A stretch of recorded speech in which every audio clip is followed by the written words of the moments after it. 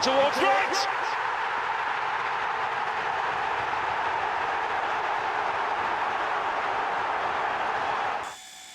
Frank Lampard's Coventry had dominated the league for most of the season, until Middlesbrough took the top spot.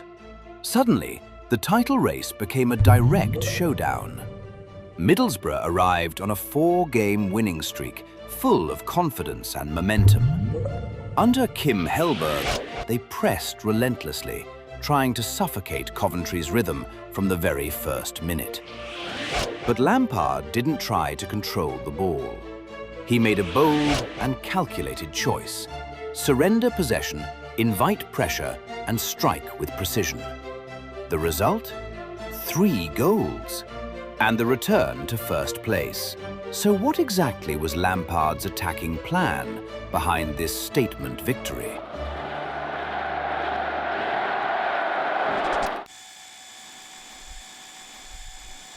To fully understand Lampard's attacking decisions, we first need to analyze Ipswich's defensive organisation. In this sequence, Coventry's goalkeeper initiates the build-up by playing a short pass to one of the defenders. Immediately, Middlesbrough's first pressing line reacts. When the Coventry defender returns the ball to the goalkeeper, Middlesbrough step higher to press the goalkeeper as well. This time, as the goalkeeper drops slightly and finds a midfielder who has come short to receive, a marker quickly closes him down again. Ipswich applied a man-oriented press, not only targeting the possessor, but also aggressively blocking nearby passing lanes on the ball side, attempting to neutralize Coventry's build-up from the start. In another situation, Coventry's attacker carries the ball forward into Middlesbrough's defensive third.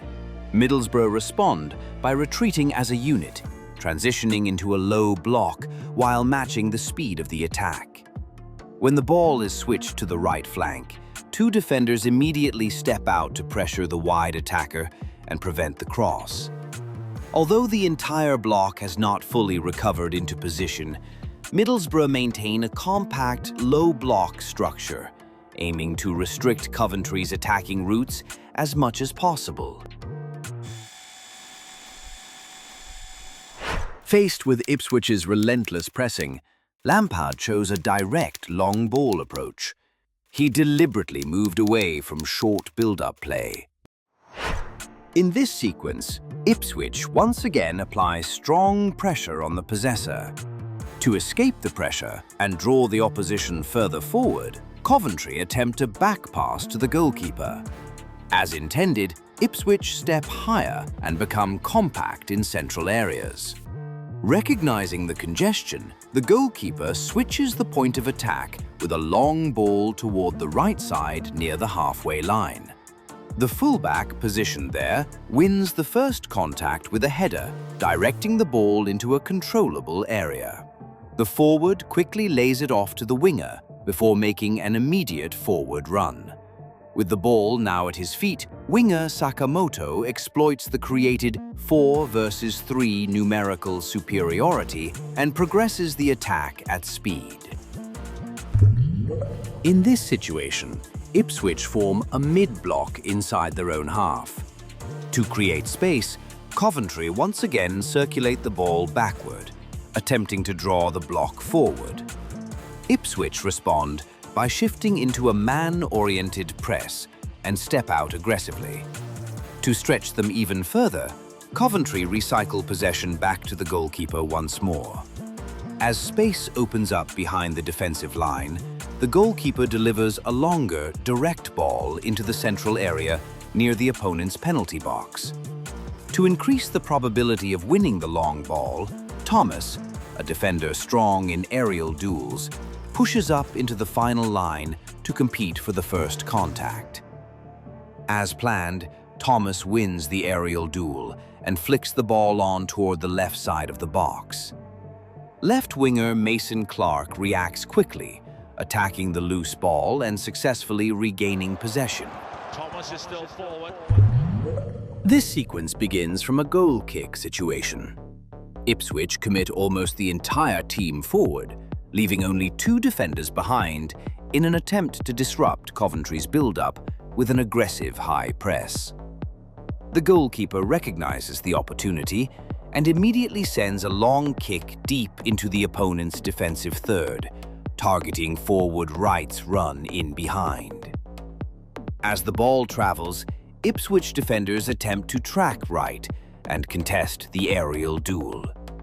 However, Wright's pace makes it difficult for them to recover in time. The long ball drops near the edge of the penalty area, crucially behind the defenders rather than in front of them, preventing them from positioning themselves properly to clear it. This ultimately leads to Wright's shot and a decisive goal. Here's an opportunity for Wright at the other end.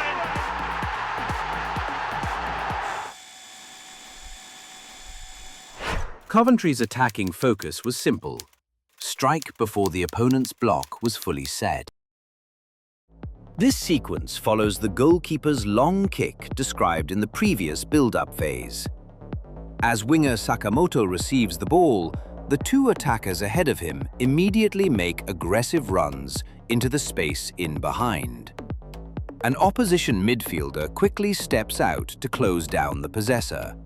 However, before the defender can fully engage, and in line with Coventry's attacking principle of maintaining maximum tempo, Sakamoto delivers a direct penetrating pass between the lines into the space attacked by the central runner. The objective was clear: finish the attack before the defensive block could recover. Now Sakamoto. In this situation, as soon as the possessor controls the ball, immediate pressure arrives. But by stepping out to press, the opponent leaves central space temporarily exposed. Coventry instantly exploit this by playing a quick forward pass into that area. At the same time, right winger Sakamoto makes a sharp run into the space in behind on the right flank. Ipswich, drawn toward the left and central zones as intended, become compact on the ball side. The ball is then switched to the free space on the right. As expected, 2 defenders rush out to block the cross. 3 Coventry players attack the 6-yard box, creating a central overload to increase the probability of a successful delivery. Despite the pressure, Sakamoto manages to deliver the cross quickly.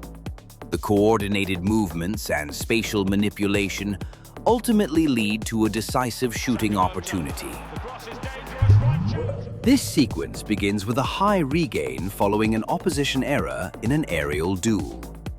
Ipswich attempt to counter-press immediately, but Coventry react quickly, connecting the ball to Wright nearby. As pressure arrives again, Wright lays it off to Sakamoto and immediately makes a forward run in behind. Sakamoto uses his dynamic superiority, maintaining control despite consecutive pressure, and successfully finds Rudoni in a central position. Although 3 defenders converge on Rudoni, he calmly draws them in before releasing a simple, well-timed pass into a 1 versus 1 situation for Wright. Wright then finishes with a composed redirection, converting the move into a goal.